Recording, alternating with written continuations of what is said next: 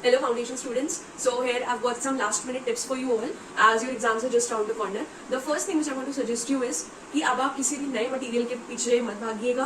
मतलब आपका जितना प्रिपेयर हो गया जस्ट स्टिक टू दैट, उसी को रिवाइज करो. Do not run behind the new things.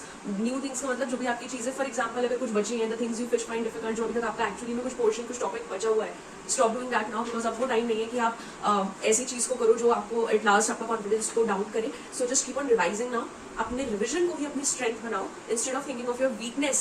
उसके बारे में मत सोचो. अब जो हो गया सो हो गया. अब आपने जितना प्रिपेयर करा अभी तक आप उसको पक्का करो. अगर आपका कुछ 20% भी बचा तो just focus on what 80% you have, so that 80% only can lead you to success, right. तो आपका ये पहली चीज हो गई. दूसरी चीज आपकी ये है कि आपको 2 कैलकुलेटर्स अपने साथ लेकर जाना चाहिए in exam hall, because you never know when the battery ditches you. So आप डबल कैलकुलेटर्स लेके जाइएगा, बिकॉज उस टाइम पर अगर कुछ ऐसा होता है तो this a great wastage of time for you all.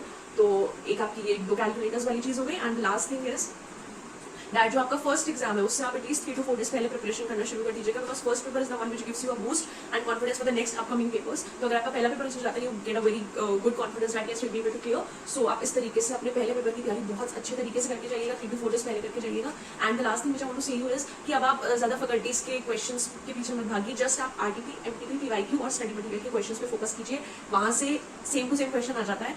तो कोशिश कीजिए कि आप आरटीपी, एमटीपी, पीवाईक्यू और एसएन स्टडी मटेरियल को ज्यादा से ज्यादा प्रेफरेंस देके उसकी मोस्ट ऑफ द क्वेश्चंस जितने आप कवर कर सकते हैं वो कीजिए. बाकी क्वेश्चंस को ध्यान मत दीजिए. बस खाली आप आरटीपी, एमटीपी वगैरह कीजिए and that's enough for you all. So all the best, keep working hard.